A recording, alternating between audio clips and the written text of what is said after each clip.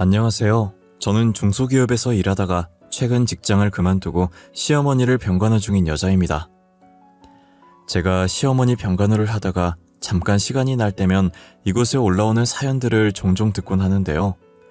부부간의 이야기도 많이 올라오지만 고부간의 이야기도 만만치 않게 많이 올라오더라고요. 그래서 저도 오늘 저희 시어머니에 관한 이야기를 여러분들께 들려드리고자 합니다. 저는 초등학생 때 같은 동네 같은 학교 친구로 남편을 처음 만났었어요. 저희 집과 남편 집의 거리는 걸어서 5분 정도밖에 걸리지 않았어요. 저희 둘이 친구가 된 건 단순히 같은 동네에 살고 있는 학교를 다니서가 아니었어요. 저는 부모님이 사고로 돌아가시는 바람에 부모님 없이 할머니랑만 살았었거든요. 저희 남편은 부모님이 이혼을 하셔서 아버지 없이 홀어머니 밑에서 자랐었어요. 그래서 철없던 친구들은 저를 고아라고 놀렸고 남편은 아버지가 없다고 놀렸죠. 그렇게 친구들에게 소외당한 저희는 기죽지 않고 둘이서 놀기 시작했어요. 누가 뭐라고 하든 둘이서 함께 한다면 어떠한 것도 무섭지 않았어요. 저는 학교 마치고 남편의 집에 정말 자주 놀러 갔었어요. 출석 도장을 찍는 것처럼 거의 매일 남편의 집에 갔었죠. 당시 시어머니께서 일을 하셔서 놀러가도 자주 보지 못했었어요. 하지만 놀러 갈 때마다 저를 친딸처럼 이뻐해 주셨었어요. 저의 집안 사정을 듣더니 안타깝게 생각하는 것보다 씩씩하게 잘 잘해주고 있어서 대견하다고 하셨죠. 저는 늘 부모님 얘기하면 불쌍하다고 안타까운 시선으로 저를 쳐다보는 사람들만 보다가 대견하다고 해주는 분을 처음 보니 새로운 감정이 느껴지더라고요. 시어머니께 저희 친어머니 같은 포근함과 따뜻함이 느껴졌어요. 남편 집에서 놀다 가는 날이면 늘 양손 가득 음식을 들고 집으로 갔어요. 집 가서 할머니랑 먹으라고 늘 시어머니께서 음식을 바리바리 싸주셨거든요. 그리고 항상 자기 아들이랑 잘 놀아줘서 고맙다고 하셨었어요. 남편과 저는 중학생 때까진 같은 학교를 다니며 재미나게 학교 생활을 했었어요. 하지만 고등학생 때 남편이 갑자기 서울로 이사를 가는 바람에 저희는 떨어지게 되었죠. 저는 남편의 이사 소식에 하늘이 무너지는 줄 알았어요. 또다시 혼자가 된다는 생각에 부모님과 이별했던 날만큼이나 슬펐어요. 그래도 간간히 남편과 연락하고 지내면서 다시 만날 그날만 기다리며 힘을 냈어요. 고등학교 3학년이 되니 둘 다 수능 준비 때문에 연락이 끊겼었어요. 게다가 중간에 할머니까지 돌아가시면서 정말 최악인 상황이었죠. 조문객 하나 없는 장례식장에 혼자 우두커니 앉아 할머니의 영정사진을 보고 있었어요. 그날따라 남편이 많이 보고 싶었지만 따로 연락을 하진 않았어요. 다른 지역에서 열심히 공부하고 있을 텐데 괜히 신경 쓰이게 하고 싶지 않았거든요. 이젠 정말 제 곁에 아무도 없다는 생각에 남편을 찾으러 대학을 서울로 가야겠다는 생각이 들었어요. 원래도 공부 잘하는 남편 옆에서 같이 공부하면서 전교에서 놀 정도로 잘했었지만 남편만큼은 아닌지라 잠잘 시간도 쪼개가면서 더 미친 듯이 공부를 했어요. 원래 대학 생각도 없었고 고등학교 졸업하면 빨리 돈 벌 생각만 하고 있었는데 남편을 만나겠다는 일념 하나로 대학을 지원했어요. 저는 제 바람대로 서울에 있는 4년제 대학교에 갈 수 있었어요. 모두가 가고 싶어하는 명문대는 아니었지만 그래도 나름 이름 있는 학교에 가게 되었죠. 분명 남편은 공부를 잘해서 명문대에 갔을 게 뻔해서 저와 같은 학교일 거라는 생각을 안 했어요. 그래서 일단 서울은 왔는데 어떻게 다시 남편을 찾아야 할까 고민이었어요. 그런데 교양 수업을 갔다가 강의실에서 남편과 비슷하게 생긴 사람을 만나게 된 거예요. 출석을 부르는데 남편과 똑같은 이름이 있었고 교수가 남편의 이름을 부르자 제가 남편과 비슷하게 생겼다고 생각했던 사람이 손을 들더라고요.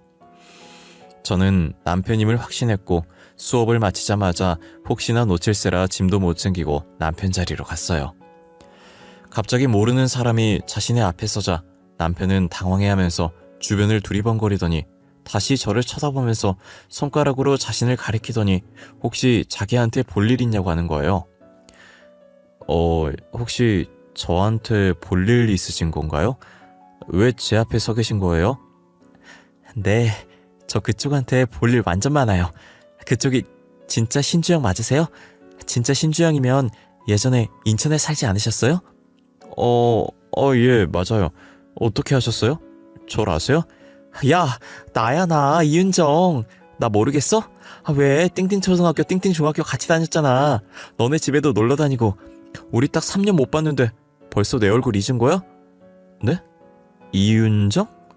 그쪽이 진짜 이윤정이라고요? 아, 거짓말 치지 마세요. 제가 아는 이윤정은 이렇게 키가 크지 않았어요. 통통하고 작고 귀여웠는데. 야, 나도 중학교 내내 키가 안 자라서 성장판 다친 줄 알았거든. 근데 고등학교 가서 갑자기 살이 빠지더니 그게 다 키로 가더라. 그럼 그쪽이 진짜 이윤정이라고? 고작 3년 사이에 이렇게 변하다니. 야, 너 너무 많이 바뀐 거 아니야? 내 허리까지밖에 안 오던 게. 야, 허리는 좀 오버 아니냐? 초등학생도 아니고. 하여튼 진짜 오랜만이다. 나도 명문대 간 줄 알았는데 너 찾으려고 내가 서울까지 대학 온 거잖아. 저는 예상치 못한 곳에서 남편을 찾았다는 생각에 그간 있었던 이야기를 다 토해냈어요. 남편은 다음 강의 있을지도 모르니 여기서 이러지 말고 카페라도 가자고 하더라고요. 저는 반가운 나머지 강의실인 것도 잊었고 급하게 짐을 챙겨서 남편 뒤를 따라다녔었어요. 카페에서 3년간 어떻게 지냈는지 이야기했고 저희 할머니 소식도 전했죠. 남편은 장례식장 못 가서 미안하다고 다음에 할머니 모신 곳으로 데리고 가달라고 하길래 시간 날 때 같이 가자고 할머니도 남편 안부 궁금해한다고 전해줬어요. 분위기가 너무 숙연해지길래 바꿔보려고 대학교 왜 여기에 왔냐고 물었죠. 원래는 명문대 가려고 했는데 명문대 갔다고 다 취업이 잘 되는 게 아니라서 안 갔다고 하더라고요. 지금 학교도 나름 이름 있는 학교였고 교수님들 인맥이 좋아서 취업이 잘 된다고 해서 왔대요. 남편도 대학 다니면서 혹시나 제가 서울로 대학을 오지 않을까 싶었대요. 같은 학교 다니게 될 줄은 저희 둘 다 상상도 못했었지만요. 저희는 학교를 다니면서 예전에 재밌게 놀았던 과거 이야기를 종종 하곤 했었는데 그러다가 중학생 때부터 서로에게 마음이 있었다는 걸 알게 되었어요. 하지만 연인이었다가 헤어지면 친구 사이도 끝이 되는 거니 서로 주저하고 있었던 거죠. 여전히 서로를 그리워하고 있었고 이렇게 다시 만난 건 운명이라는 생각에 사귀게 되었어요. 연애하는 동안에 남편 집에 자주 놀러 갔었는데 시어머니께서는 여전히 다정하셨어요.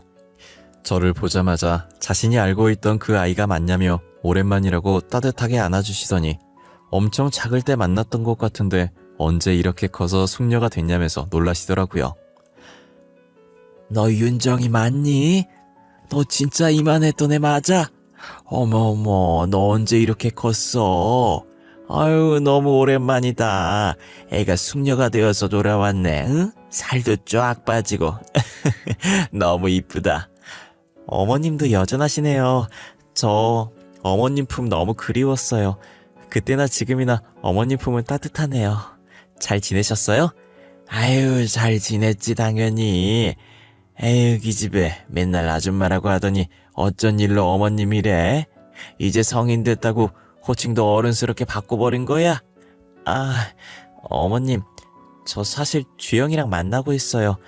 사귄 지 좀 됐는데 주영이가 아직 그것까지 말 안 했나 보네요. 어머, 정말이니? 진짜 둘이 사귀는 거야? 아우, 난 오늘 처음 듣는 얘기인데. 우리 아들이 쑥스러워서 얘기 안 했나 보네. 잘 됐다, 응? 잘 어울려. 아, 맞다. 할머님은 잘 지내시지? 할머니, 작년에 돌아가셨었어요. 아무래도 저희 아빠가 늦둥이였어서 나이 많으셨잖아요. 자면서 편하게 눈 감으셨어요. 그래도 아프지 않고 가셔서 다행이죠. 아유, 그랬구나. 알았으면 우리가 장례식 갔을 텐데 미안해. 시어머니는 저희 할머니 소식에 남편과 똑같은 반응을 보였어요.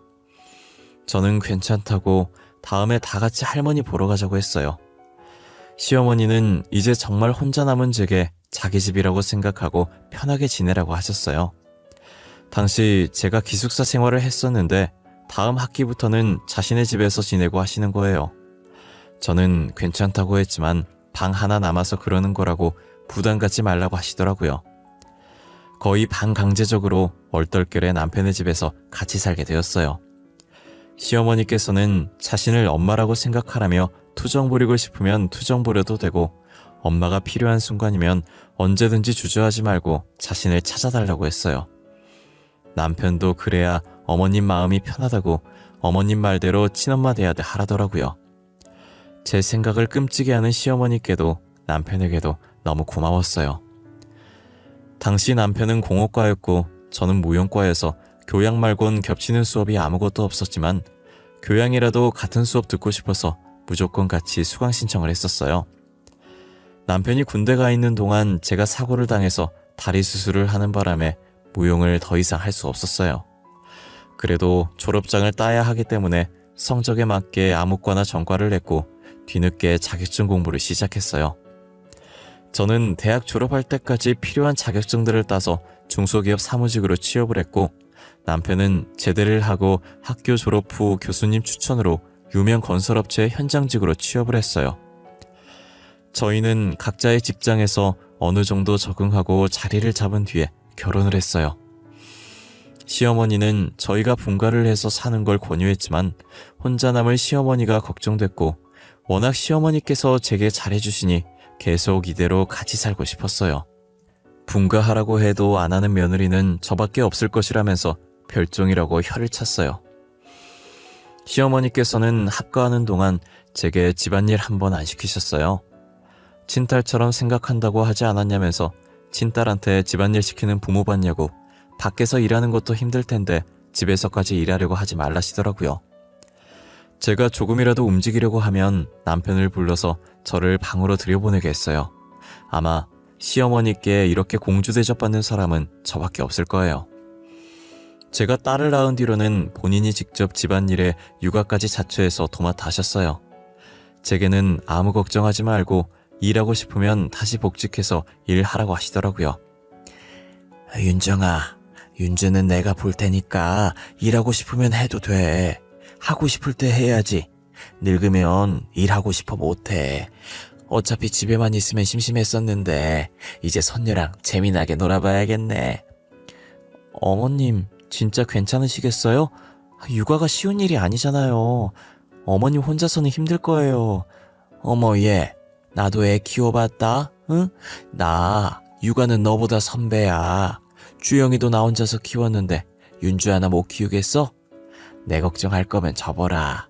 너가 돈 벌어야 나도 맛있는 거 사 먹지. 그치 윤지야? 시어머니는 괜히 장난치시면서 자신 걱정하지 말라는 말만 남긴 채 딸을 안아들고 방으로 가셨어요. 저는 배려심 많은 시어머니 덕분에 다시 복직해서 일을 하기 시작했어요. 그렇게 2년 정도 다녔을 때쯤 평소처럼 회사에서 일을 하고 있는데 전화가 미친 듯이 울리는 거예요. 잠시 직원이랑 이야기한다고 누구한테 전화 왔는지만 확인하고 폰을 뒤집어 놨었어요. 남편한테 온 전화였고 원래 남편이 일하는 시간에는 절대 연락 안 하는 사람인데 그날은 불길하게 낮에 전화가 온 거예요. 연속적으로 전화가 오길래 잠시 직원한테 양해를 구하고 전화를 받았어요. 전화를 받으니 남편 목소리 대신 다급한 여자 목소리가 들리더라고요. 지금 빨리 병원으로 와주셔야겠다고 남편이 위급하다고 하면서요. 저는 그 말에 놀라서 급하게 반차를 쓰고 병원으로 향했어요. 시어머니께서는 먼저 연락을 받으신 건지 저보다 먼저 병원에 도착해 계시더라고요.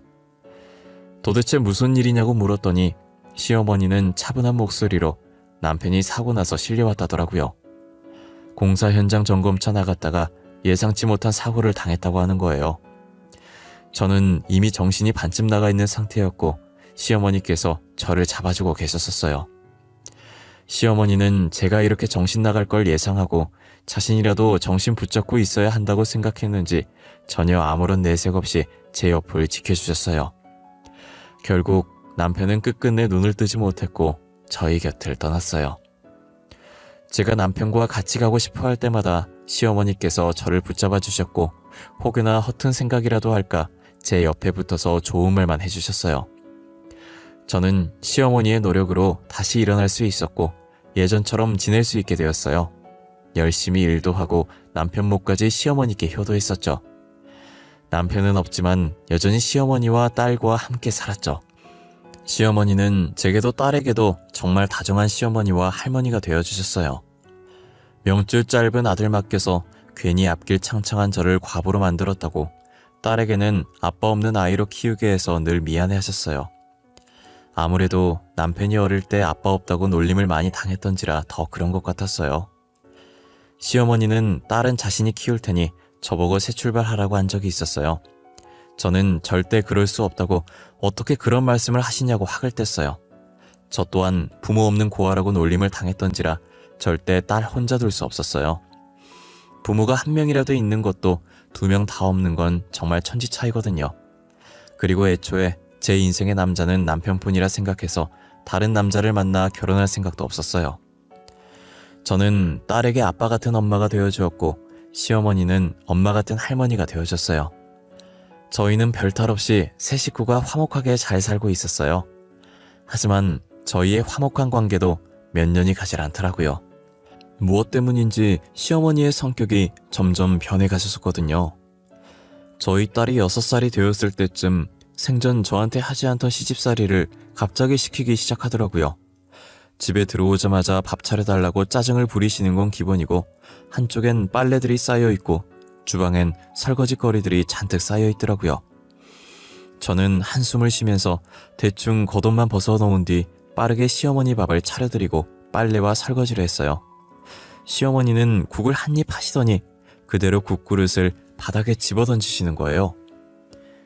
너는 이딴 걸 국이라고 끓인 거니? 어쩜 이래도 형편이 없는지? 에이, 이렇게 짜게 해놓으면 나보고 먹으라는 거야 말라는 거야? 죄송해요 어머니, 제가 금방 새로 간 맞춰서 다시 끓여드릴게요. 에이, 밥은 왜 이렇게 꼬들꼬들한 거야? 생살 씹는 줄 알았네. 가뜩이나 늙어서 이가 시원찮은데 이 나가면 네가 책임질 거야? 밥도 다시 새로 해, 알겠어? 시어머니는 입안에 있던 밥을 뱉더니 식탁에 숟가락을 던지시고 거실로 나가셨어요. 저는 사람이 갑자기 변하면 죽는다는 말이 있듯이 혹시나 몸에 문제가 있는 건 아닌가 싶어서 병원에 모시고 가려고 했으나 자신을 아픈 사람 취급한다고 욕만 먹었어요. 그래도 그간 시어머니께서 제게 잘 해왔기 때문에 이 정도는 참을 수 있다고 생각했어요. 아픈 것만 아니라면 뭐든 괜찮다고 더 투정 부려도 된다고 제 자신을 위안했어요. 솔직히 아들 잃고 정신 안 나가면 이상한 거라고 그때의 충격이 뒤늦게 도진 거라고 생각했죠. 하지만 시어머니는 도를 지나쳐 저희 딸한테까지 막대하기 시작하는 거예요. 웃으면 웃는 게 거슬린다고 난리치고 울면 우는 게 시끄럽다고 난리치셨어요. 할머니를 엄마인 저보다 더 좋아하던 딸이었지만 무서워진 할머니의 모습에 몸을 떨었어요. 이대로 있다간 딸아이의 정신건강에 좋지 않을 것 같아서 시어머니와 따로 살아야겠다는 마음을 먹었죠. 딸아이를 유치원에 보내긴 했었지만 혹시나 어쩌다 하원 시간이 제 퇴근 시간보다 빨라지면 제가 없을 때 딸아이가 시어머니께 무슨 일을 당할지 모르니 불안한 마음에 결국 시댁에 나와서 살았어요. 딸과 저는 1년 동안 아무 문제 없이 잘 살고 있었어요. 하지만 1년이 지나고부터 시어머니께서 계속 딸의 유치원에 계속 나타나서 저희 주변을 맴돌더라고요. 처음엔 제가 많이 둔한 편이라 시어머니께서 저희 주변을 맴돌고 있는지 몰랐어요. 그런데 유치원 선생님께서 저를 살짝 부르더니 말씀해 주시더라고요. 윤주 어머님, 다름이 아니라 예전에 윤주 할머님께서 하원을 도와주셨었잖아요. 그런데 한동안 안 보이시더니 요즘 따라 윤주 하원을 안 하시고 멀리서 쳐다만 보고 가시더라고요. 아, 제가 선생님께 말씀 안 드렸네요. 윤주 할머니 와도 절대 윤주 맡기지 마세요. 저희 이제 따로 살아서 윤주 할머니가 데리러 오는 일 없을 거거든요. 아, 그래요? 제가 윤주 할머님 불렀으면 큰일 날 뻔했네요. 저랑 눈 마주치고 그냥 가시길래 부르려고 했는데 다른 선생님이 저를 찾으셔서 못 불렀거든요. 다음에도 보이면 그냥 저한테 연락 주세요. 제가 따끔하게 한마디 해야겠어요. 선생님은 무슨 일인지 더 이상 묻지 않으셨고 다시 보이면 연락 달라는 제 말에 알겠다고 했어요. 그 뒤로 며칠 뒤 또 시어머니가 주변을 서성거린다고 선생님께 연락이 온 거예요. 저는 잠시 나갔다 오겠다고 하고 회사 근처에 있던 딸아이의 유치원으로 뛰어갔어요. 시어머니는 나무들 사이에서 멀찍이 저희 딸아이가 노는 모습을 보고 있더라고요. 저는 시어머니의 손목을 붙잡고 유치원이랑 조금 떨어진 곳으로 무작정 걸었어요. 혹시라도 딸아이가 볼까봐 딸아이가 안 보이는 곳으로 갔죠. 유치원과 꽤 멀어졌을 때쯤 시어머니의 손목을 놓고 째려봤어요. 1년 만에 본 시어머니의 몰골은 꽤나 많이 말라있더라고요. 순간 마음이 찡했지만 시어머니께서 딸아이에게 했던 것이 생각나서 독해지기로 마음먹었어요. 저는 팔짱을 낀 채로 시어머니를 노려보면서 왜 온 거냐고 쏘아붙였어요. 어머님, 지금 여기서 뭐 하시는 거예요? 저희 딸 싫다고 할 땐 언제고 여기서 뭐 하고 계시냐고요? 혼자 남게 되니 갑자기 저희가 그립기라도 하셨나 봐요? 아가, 그게 아니라 나는 그냥 우리 손녀가 잘 지내는가 궁금해서. 진짜 별 뜻 없었어. 그래도 내 핏줄인데 잘 지내는지만 확인하려고 온 거야. 울면 시끄럽다, 웃으면 거슬린다, 세상 살기 좋나 보다 하면서 어린애한테 막말 부어놓고 이제 와서 잘 지내는지 궁금하시다고요? 어떻게 사람이 이렇게 이중적일 수가 있으세요? 나도 윤주한테 그렇게 심한 말을 하려던 게 아니었는데 내가 정말 미안하구나. 제발 그만하세요. 이제 와서 미안하다는 말 듣고 싶지 않아요. 더 이상 저희 찾아오지 마세요. 멀리서라도 보지 마세요. 그냥 저희 근처에 나타나지 마시라고요. 다시는 보고 싶지 않아요. 아시겠어요? 그래, 내가 윤주한테도 너한테도 정말 죽을 죄를 지었구나. 오늘 이후로 절대 너네 앞에 나타날 일 없을 거야. 그동안 나랑 사느라 고생 많았고 미안했다. 시어머니는 제게 미안하다는 말과 함께 제 손에 서류 봉투를 하나 쥐어두더니 사라지시더라고요. 봉투 안에 딸아이와 제 명의로 된 통장 하나씩과 편지 하나가 들어있었어요. 딸의 통장은 언제 만들었는지 모르겠지만 제 통장은 예전에 제가 생활비 입금해줬었던 통장이었어요. 두 통장 안에 돈이 상당히 많이 들어있는 것을 확인했고 저는 급하게 편지를 열어봤어요. 편지의 내용을 보고 저는 뒤늦게 시어머니가 떠난 방향으로 미친 듯이 뛰었지만 이미 시어머니는 사라지신 뒤였어요. 편지 속엔 저와 딸에게 미안하다는 내용이 담겨 있었어요. 알고 보니 시어머니는 간암투병 중이셨고 이식을 하지 않으면 살 수가 없는 상태라고 하는 거예요. 암이 꽤나 많이 퍼져서 일반인의 간을 받을 수 없을 정도고 뇌사자 간을 이식받아야 한다더라고요. 차라리 일반인 간을 받을 수 있다면 제가 드리면 되는데 뇌사자 간은 정말 구하기 힘들어요. 뇌사자 가족분들에게 이식 수술 동의를 구해야 하는데 이식을 해주는 경우가 드물죠. 그래서 시어머니께서는 제가 병수발을 해야 할까봐 짐이 되기 싫어서 딸에게는 모진 말을 하고 제게는 시집살이를 시켰던 것이에요.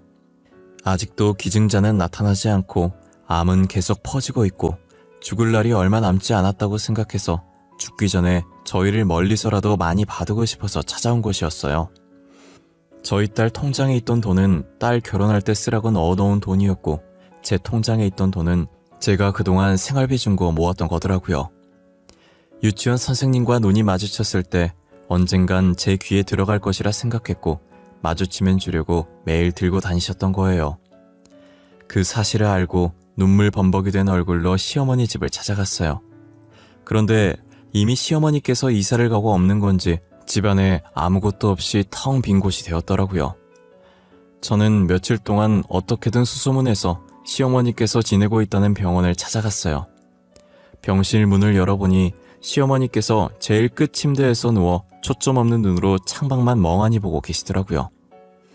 저는 시어머니의 모습이 보이자마자 다시 눈물이 차올랐고 천천히 시어머니께 다가갔어요. 불과 5일밖에 안 지났는데 마지막에 본 모습보다 더 말라있는 거예요. 저는 다른 환자분들이 보든 말든 시어머니 침대 앞에 서서 소리를 내며 울었어요. 창밖을 보던 시어머니는 갑자기 들려오는 울음소리에 놀라서 제 쪽을 쳐다보더라고요. 어머님, 진짜 나빠요. 저한테 시집살이 시켰을 때보다, 저희 딸한테 모진 말 했을 때보다 지금이 제일 나빠요. 어떻게 몸이 이 지경이 되도록 저한테 말씀 한 번 안 하셨어요? 윤정이? 너 우리 윤정이니? 네가 여기로 어떻게 알고 온 거야? 어머님 혼자 작별 인사하면 다해요? 어머님 그렇게 떠나면 나면 저희는 어떡하라고요? 어머님 진짜 너무 나빠요. 이기적이에요. 왜 혼자 그렇게 떠나시려고 해요? 아휴, 내가 미안하다 윤정아. 울지 마라. 응? 내가 잘못했어. 그래도 죽기 전에 이렇게 만났네. 우리 윤정이 이쁜 얼굴 다 망치겠다. 그만 울어. 응? 내가 너무 미안해. 시어머니께서는 울지 말라며 저를 안아주셨고 여전히 시어머니 품속은 따뜻했어요. 저는 시어머니 품에서 어린아이처럼 울음을 멈출 수가 없었어요. 제가 숨이 넘어가려고 하자 시어머니는 손으로 가볍게 등을 토닥여 주셨죠. 시어머니의 토닥임에 어느 정도 진정이 되더라고요. 저는 진정이 되자마자 시어머니는 보살피겠다는 의견을 냈어요. 당연히 시어머니께서 안 된다고 했고 저는 고집 꺾을 생각 없다고 확고한 의사표시를 했어요. 며칠 전 어머니 마음대로 작별 인사했으면 이번엔 제가 마음대로 병간을 하겠다고 했어요. 결국 시어머니는 제 고집을 못 꺾었고 제 병간호를 받으셨어요. 끝날 때까지 끝난 게 아니라고 시어머니께 희망의 끈을 놓지 말라고 했어요. 언제 갑자기 기증자가 나타날지 모른다고 항상 좋은 생각만 하자고 했죠. 밥도 든든하게 먹어야 버틴다고 시어머니께서 평소 좋아하던 음식들만 준비해 갔어요. 시어머니는 밥을 반 공기도 못 드셨는데 제가 다 안 먹으면 가려고 하질 않자 억지로 밥 한 공기를 뚝딱 하셨죠. 제가 병간호한 뒤로 몸에 좋다는 건 다 챙겨 먹이니 시어머니는 조금씩 살이 붙었고 혈색도 좋아졌어요. 저희 딸도 하원하고 와서 유치원에 있었던 일을 시어머니 앞에서 조잘조잘 떠들어요. 처음엔 가기 싫어했는데 할머니 예전 모습으로 다시 돌아왔다고 하니 웃으면서 저를 따라오더라고요. 지금은 시어머니 옆에 붙어서 떨어지려고 하질 않아요. 끝날 때까지 끝난 게 아니다. 이 말이 진짜 맞는 말인 건지 얼마 전 시어머니께서 간을 기증할 분이 나타났다고 하셨어요. 기증자는 뇌사자셨는데 평소 장기 기증에 관심이 많던 분이라 가족들이 그분의 뜻을 따라 기증을 하기로 결정하셨다고 하더라고요. 저희 가족은 종교도 없으면서 기증자가 나타났다는 소식에 신이란 씨는 다 불러서 감사하다고 했어요. 지금은 수술이 성공적으로 끝나서 병원에서 입원 치료 중이에요. 의사 선생님이 수술 후 경과가 좋다고 조금 있으면 퇴원할 수 있다고 하시더라고요. 얼른 시어머니께서 퇴원을 하셔서 저희와 다시 함께 사셨으면 좋겠어요. 시어머니께서 퇴원하시게 되면 어머님 건강 생각해서 저희는 공기 좋은 곳으로 이사를 가려고 해요. 그리고 다시는 병이 재발하지 않도록 제가 옆에서 많이 신경 쓰려고요.